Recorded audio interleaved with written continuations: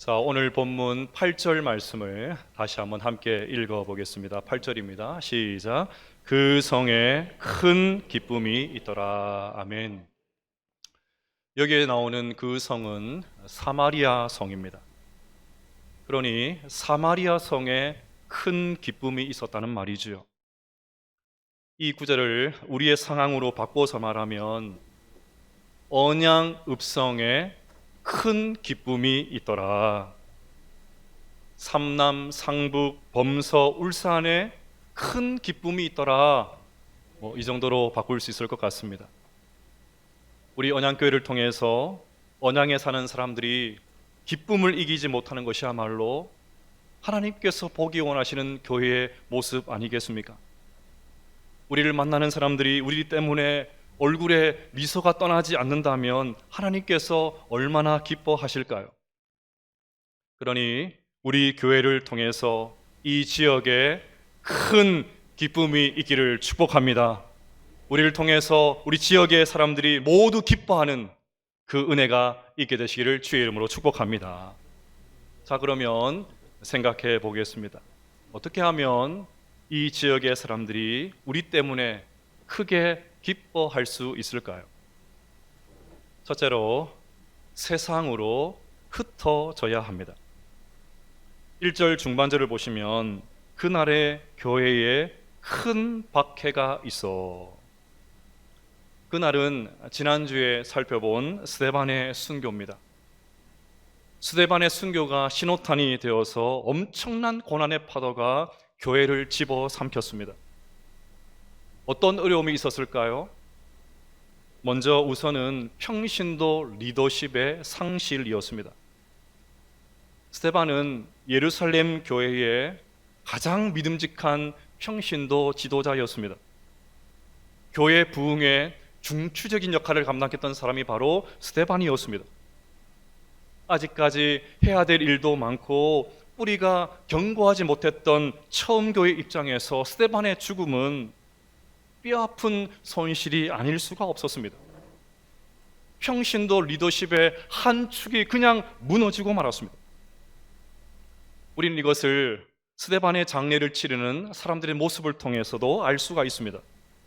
2절을 보면 경건한 사람들이 스데반을 장사하고 위하여 크게 울더라. 크게 울더라라는 표현을 보면 당시 교회 안에서 스데반의 영향력과 차지했던 비중을 얼마나 컸던지 짐작할 수가 있습니다. 아마 어떤 성도들은 이렇게 탄식했겠지요. 한참 교회가 성장하고 있는데 왜 하필 이때 스데반을 데려가시나? 왜 하필 유능한 스데반인가? 앞으로 우리 교회는 어쩌란 말인가? 다음으로 사울을 통한 핍박입니다. 핍박의 중심에 사울이 있었습니다. 1절을 보시면 사울은 그가 죽임당함을 마땅히 여기더라. 사람이 죽었는데도, 아니 사람을 죽였는데도 사울은 조금의 가책도 느끼지는 않습니다. 오히려 스데반은 죽어도 싸다, 스데반은 당연히 죽어야 될 사람이야, 그렇게 생각하고 있습니다. 사울은 여기서 그치지 않고 더 철저하게 성도들을 잔멸하기 위해서 가택 수색까지 감행합니다. 3절을 보시면 사울이 교회를 잔멸할새 각 집에 들어가 남녀를 끌어다가 옥에 넘기니라. 저명한 신학학자인 F.F. 브루스는 잔멸하다는 말을 이렇게 설명했습니다. 멧돼지가 포도밭에 뛰어 들어가서 잘 연근 또는 연글기 시작한 포도를 짓밟아 으깨어 부수다. 사울은 차제에 교회의 싹을 완전히 자르려고 했습니다. 교회를 철저하게 짓밟고 부수기 위해서 일일이 집을 수색해서 성도들을 끌어내어서 감옥에 집어넣었습니다. 그러니 교회는 그야말로 쑥대밭이 되고 말았습니다. 끝으로 교인들의 이별입니다. 스데반의 순교가 도화선이 되어서 사울이 노골적으로 교회를 핍박했습니다.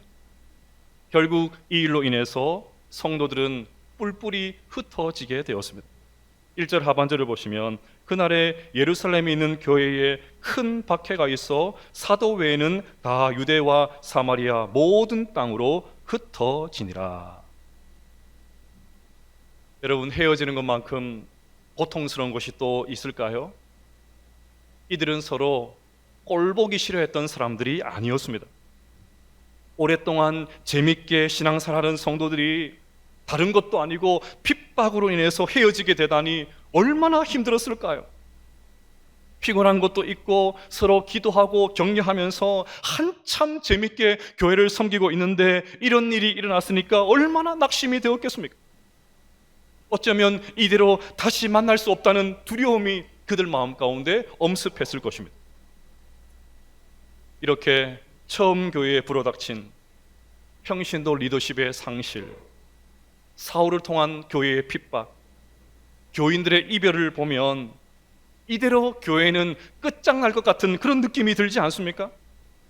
사탄이 사울이라는 멧돼지를 앞세워서 교회를 그냥 막 쑥대밭으로 만들어서 이대로 교회는 사라질 것 같은, 과거에 그 영광스러웠던 교회의 영광은 다 사라지고 이대로 교회는 역사의 뒤안길로 사라질 것 같은 그런 느낌마저 듭니다. 하지만 처음 교회는 고난으로 인해서 불썩 주저앉지 않았습니다. 오히려 성도들은 고난과 역경을 당당히 맞서서 이겨내었습니다. 어떻게 그것을 알 수 있냐고요? 4절을 보십시오. 그 흩어진 사람들이 두루 다니며 복음의 말씀을 전할세. 놀랍게도 흩어진 성도들은 교회를 잔멸하려는 그 거센 핍박 속에서도 가는 곳마다 복음을 전했습니다. 아니, 복음을 전하다가 스데반이 돌에 맞아 죽고 복음 때문에 이렇게 성도들이 뿔뿔이 흩어지게 되었는데도 그들은 또다시 복음을 전하고 있습니다. 어떻게 이것이 가능합니까? 그들이 흩어졌을 때에 비로소 자신들의 사명을 깨달았기 때문입니다. 자, 보십시오. 지금 그들은 자발적으로 복음을 전하기 위해서 흩어진 것이 아닙니다. 오히려 고난이 닥쳐서 흩어질 수밖에 없는 상황이 되자 복음을 전하고 있습니다. 사실 그들에게는 우리 주님께서 주신 중요한 말씀 하나가 있었지요. 사도행전 1장 8절입니다. 오직 성령이 너희에게 임하시면 너희가 권능을 받고 예루살렘과 온 유대와 사마리아와 땅끝까지 이르러 내 증인이 되리라. 주님은 복음이 온 세상에 증거되기를 원하셨습니다. 이 일을 위해서 성도들이 예루살렘에만 머물러 있는 것이 아니고 다른 유대 땅에도 가고 사마리아도 가고 땅끝까지 가기를 원하셨습니다. 그런데 처음 교회는 그만 이 말씀을 잊어버렸습니다. 교회 안에 은혜가 충만하고 교회가 급성장하니까 예루살렘이 너무 좋았습니다. 모일 때마다 성도들이 떡을 떼고 교제하면서 재밌게 지내다 보니까 다른 곳에서 가서 복음 전하겠다, 그런 생각을 하지 못했습니다. 예수님의 마지막 명령을 새까맣게 잊어버렸습니다. 다른 유대 지방에도 가고 사마리아에도 가야 되는데 가지를 않습니다. 땅끝까지 갈 생각은 하지도 않습니다. 오로지 예루살렘에 안주하려고 했습니다. 만약에 스데반의 순교와 대대적인 박해가 없었다면 성도들은 예루살렘을 떠날 생각을 하지 않았을 것입니다. 예루살렘 안에도 전도할 사람이 아직 많이 남아있지 않습니까? 다른 데 갈 필요도 없고 예루살렘에 아직 전도할 사람 많습니다. 또 교회 안에 가득 찬 이 성도들, 이 많은 성도들 돌아보는 것도 버겁습니다. 어느 사이에 예루살렘은 그들에게 안전지대가 되고 말았습니다. 그러니까 성령님께서 스데반의 순교와 사울의 박해를 통해서 안전지대에 머물러 있었던 성도들을 밀어내신 것입니다. 안 가니까 하나님께서 흩어버리신 거예요. 그냥 안주하고 여기가 좋사오니 하고 있으니까 하나님께서 그들을 온 지방으로 흩어버리신 것입니다. 처음 교회는 요즘식으로 말을 하면 초대형 교회입니다. 엄청나게 많은 사람들이 모이는 교회였습니다. 많이 모이는 것 좋은 일이지요. 교회의 중요한 사명은 오늘과 같이 많이 모여서 하나님을 예배하는 것입니다. 그러니 잘 모여야 되고 할 수만 있으면 더 많은 사람들이 모여야 됩니다. 하지만 모여서 우리끼리만 잘 먹고 잘 살고 우리만 천국 백성으로 살려고 모이는 것 곤란합니다. 잘 모여서 은혜를 나누었다면, 잘 모여서 은혜를 받았다면 반드시 흩어져야 됩니다. 세상 속으로 들어가서 세상에 침투해서 세상 속에서 사명을 감당해야 됩니다. 우리는 많이 모이면 무조건 성공했다고 해요. 많이 모이면 성공했다. 도대체 몇 명이 출석하면 성공했다고 할 수 있을까요? 제가 보니까 저도 마찬가지고 사람의 욕심 끝이 없습니다. 만족할 줄 모릅니다. 많이 모이는 건 좋은 일이에요. 하지만 많이 모이면 그때부터 조직 관리에 온 신경을 쏟게 됩니다. 모인 사람들 떨어져 나가면 안 되니까 이 모인 사람들 어떻게 만족시켜서 계속 이곳에 머물게 할 수 있을까? 거기에 집중하게 됩니다. 이렇게 되면 온갖 세상의 경영 기법들이 교회 안에 들어오게 됩니다. 하나님이 중심이 아니고 말씀이 중심이 아니고 사람이 중심이 되는 교회. 떠나가면 안 되니까 이 사람들 잘 모아가지고 계속 모여야 되니까 어떻게 하면 이 사람들 비율을 맞출 수 있을까? 끊임없이 사랑 중심 교회로 전락하게 됩니다. 또 사람이 많아지면 온갖 갈등이 생깁니다. 별의별 일들이 다 생깁니다. 처음 교회도 마찬가지였지 않습니까? 이미 살펴본 대로 사람들이 좀 모이니까 구제의 문제가 발생했지 않습니까? 그만 섭섭병에 걸리고 왜 우리는 제외시켰냐? 우리는 왜 빠뜨렸냐? 서로 이해하고 배려하고 그 사람의 입장에서 생각하지 않고 그저 나 자기중심적으로 왜 나 교회가 흩어져서 사명을 감당하지 않고 모이기만 하면 그때부터 기득권층이 형성이 됩니다. 다 고만고만한데 키재기를 하고 경쟁을 합니다. 딱 경쟁을 해요. 얼마나 경쟁적인지 몰라요. 갈등 구조가 생기고 네 편, 내 편이 생기고 진영을 갖추고 판단하고 정죄하기 시작합니다.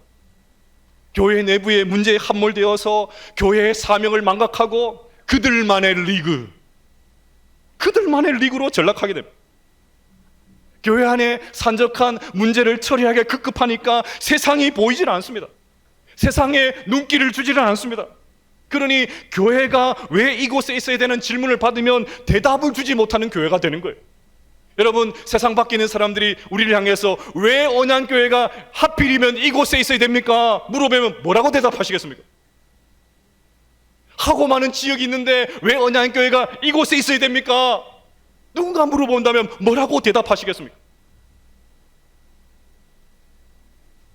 지난주 가정세미나 강사로 오신 천성호 판사께서 이런 말씀을 하셨지요. 교회 안이 아니라 교회 밖에서 빛과 소금의 역할을 감당해야 됩니다. 교회 안에는 이미 예수님께서 빛과 소금이시니까 교회 밖에서 세상에 나가서 빛과 소금의 역할을 감당하십시오. 그렇게 도전했습니다. 그렇습니다. 박해로 인해서 어쩔 수 없이 성도들이 흩어지게 되자 비로소 성도들은 그동안 잊고 있었던 주님의 말씀이 생각이 났습니다. 그들이 흩어져서 복음을 전하자 예루살렘에 머물러 있었던 이 복음이 사마리아로 향하게 되었고 마침내 사마리아 성에 큰 기쁨이 있게 되었습니다. 사랑하는 여러분, 오늘 예배의 자리에 잘 오셨습니다. 잘 모이셨습니다. 그런데 이걸로 만족하면 안 됩니다. 이제 이 말씀을 가지고 내일부터 시작되는 세상의 자리에서 사명자의 자로 살아갈 수 있는 우리 모두가 될 수 있기를 주의 이름으로 축복합니다. 여러분의 삶의 자리를 하나님의 나라로 일구 나가게 되시기를 바랍니다. 그리하여 여러분이 밟는 곳마다 하나님께서 주시는 그 기쁨이, 그 은혜가 넘치는 이 은혜가 있게 되시기를 주의 이름으로 축복합니다. 둘째로, 끝까지 사명을 감당해야 됩니다. 사명을 붙들어야 됩니다. 2절을 보시면 경건한 사람들이 스데반을 장사하고 위하여 크게 울더라.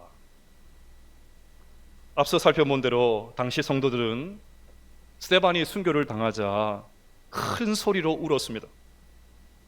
그만큼 성도들이 스데반을 사랑했고 처음 교회가 소중히 여겼던 사람이 바로 스데반이었다는 말입니다. 그러면 장례식 때 우는 거 너무 당연하잖아요. 장례식 때 우는 거 너무나도 당연하게 생각할 수 있습니다. 하지만 울었다는 말은 단지 스데반이 비참하게 세상을 떠난 것이 너무 슬퍼서, 너무 귀한 일꾼이 이렇게 안타깝게 세상을 떠난 것이 너무 슬퍼서 그렇게 울었다, 그 정도로 이해해서는 안 됩니다. 당시 유대 사회에서 장례를 치르면서 우는 것은 매우 위험한 일이었습니다. 특히나 당시 유대인들은 사내 드린 공예가 결정해서 처형한 사람을 위해서는 소리 내어서 울지 못하게 했습니다. 이유가 뭐겠습니까? 여기저기서 사형당한 사람을 위해서 울고 있으면 공예의 결정이 잘못된 것 아니야? 사람들이 그런 생각을 할 수 있었기 때문입니다. 또 사람들이 공개적으로 우는 것은 이 사람은 돌에 맞아서 죽을 그런 끔찍한 죄를 짓지 않았어, 일종의 저항처럼 비칠 수도 있었기 때문입니다. 그러니 울지 못하게 한 것은 일종의 입막음이었습니다. 그런데 처음 교회 성도들은 대놓고 대성통곡을 합니다. 저항의 표시인데도 불구하고 대놓고 엉엉 웁니다. 공개적으로 자신들의 신앙을 드러낸 거죠. 그들이 가지고 있던 믿음을 커밍아웃 한 것입니다. 우리는 스데반과 같이 돌에 맞아 죽어도 좋다는 것입니다. 아무리 핍박이 거세어도 신앙 저버리지 않겠다는 것입니다. 아무리 너희들이 겁박해와도 우리는 끝까지 하나님을 섬기겠다는 것입니다. 저는 이것이 너무나도 대단하게 느껴집니다. 지금 그들이 처한 상황만 놓고 보면 얼마든지 낙심할 수 있지 않습니까? 다른 것도 아니고 복음 때문에 스데반이 저렇게 비참하게 세상을 떠났습니다. 다른 것도 아니고 예수 잘 믿는 것 때문에 성도들이 뿔뿔이 흩어져 가지고 고향 땅을 떠나서 온 열방으로 흩어지게 되었습니다. 얼마나 마음이 불편했을까요? 사람이 낙심이 되면 자신에게 주어진 의무를 소홀히 여기게 됩니다. 안타깝게도 교회 안에도 이런 분들이 종종 보이지 않습니까?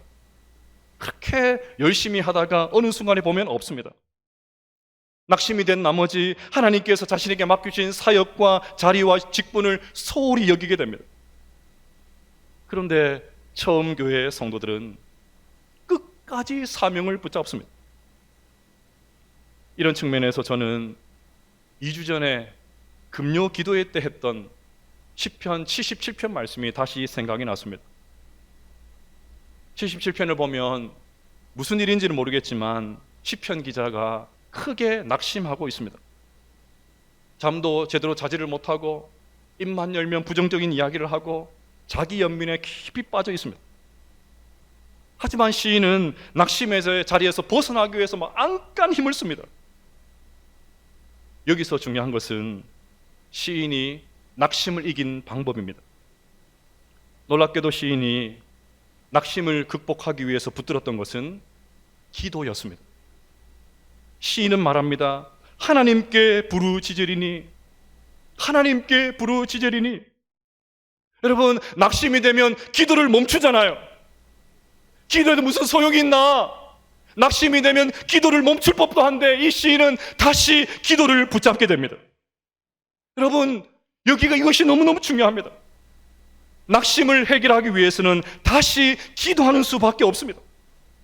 기도하기 싫어도 기도의 자리를 지키는 수밖에 없습니다. 졸다가 가더라도, 멍하게 앉아있다 가더라도, 넋두리를 늘어놓는 한이 있더라도 다시 기도해야 됩니다. 그래야 낙심의 자리에서 벗어나 끝까지 사명을 감당할 수가 있습니다. 그러면서 제가 팀 켈러 목사님 이야기를 했습니다. 지금은 고인이 되신 팀 켈러 목사님도 한때 큰 낙심을 경험한 적이 있다고 합니다. 본인은 갑상선 암에 걸리고 사모님은 크론병에 걸려가지고 두 사람이 다 아프니까 서로를 의지할 수 있는 상황이 아닙니다. 그렇게 되니까 막 그렇게 낙심이 되더랍니다. 낙심하고 있는 이 목사님을 보다 못한 사모님이 이야기를 합니다. 그러면 여보, 우리 매일 같이 기도하자고, 매일 하나님 앞에 기도하자고 그렇게 제안을 했습니다. 그 말을 듣고 또 목사님이 그렇게 낙심이 되더랍니다. 매일 같이 기도하다니, 부부가 이 동시에 건강에 발목이 잡혀가지고 한참 이 재미있는 교회 사역이 중단될 위기에 놓여 있는데 매일 같이 기도하다니, 한 번도 아니고 매일 같이 기도하다니 막 짜증이 올라왔다고 합니다. 그 모습을 보고 사모님이 또 이렇게 말했습니다. 아니 여보, 병 때문에 병 나으려고 의사가 처방해 준 약은 시간에 맞춰서 제때 잘 챙겨 먹으면서 기도는 왜 매일 못해요? 병 나으려고 의사가 처방해 준 거 제때 놓치지 않고 매일매일 잘 챙기면서 기도는 왜 매일 못해요? 약을 좋아하는 저로서는 이 이야기를 들으면서 무릎을 쳤습니다. 이 자리에도 약 좋아하시는 분들 계시죠? 온갖 영양제 막 한 움큼씩 해가지고 아침에 먹고 점심에 먹고 저녁에 먹고 하루에 또 때를 놓치면 어떡하나 약 놓쳤다고 막 죽는 줄 알고 막. 우리 교회 부목사님 중에도 한 분 계세요. 최모 목사님이라고. 얼마나 비타민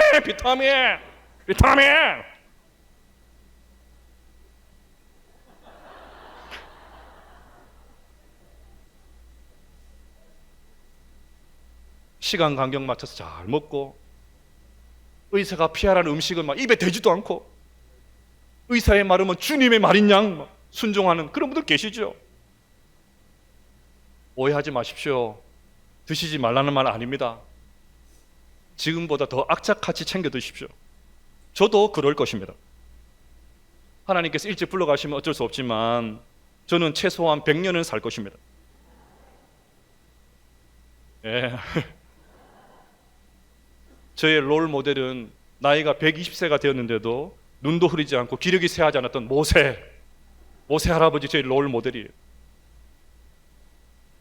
자, 그런데 여러분, 기도는 그렇게 하십니까? 제가 정말 물어보고 싶은 건 이거예요. 기도는 그렇게 하십니까? 어떻게든 오래 살려고 의사의 말은 그렇게 잘 들으면서 하나님의 말씀은 정말 그렇게 소중하게 여기십니까? 이런저런 어려움이 있으면 사명이고 뭐고 다 내려놓고 그렇게 살고 계시진 않습니까? 이 말을 듣고 이 팀 켈러 목사님이 정신이 번쩍 들어가지고 매일같이 기도하면서 낙심의 자리를 훌훌 털고 일어났다는 것입니다. 여러분, 박해 때문에 교회가 무너졌습니까? 처음 교회가 큰 박해 때문에 무너졌나요? 오히려 박해 때문에 복음은 더 확대가 되었습니다. 스데반이 순교를 당한 그 무서운 상황에서도 자신들도 얼마든지 돌에 맞아 죽을 수 있는 그 상황 속에서도 끝까지 사명을 붙들었던 성도들 때문에 복음은 더 확장이 되었습니다. 지금도 마찬가지입니다. 한국교회가 사회적으로 참 어려운 시간을 보내고 있지요. 그렇지만 우리가 낙심하지 아니하고 주눅들지 아니하고 끝까지 다시 사명을 붙잡을 때 지금도 여전히 구원의 큰 기쁜 소식이 우리 기전에 들리게 될 줄로 믿습니다. 셋째로, 편견을 뛰어넘어야 됩니다. 오늘 본문은 흩어진 성도들 가운데 특별히 빌립 집사님을 주목합니다. 5절을 보시면 빌립이 사마리아 성에 내려가 그리스도를 백성에게 전파하니.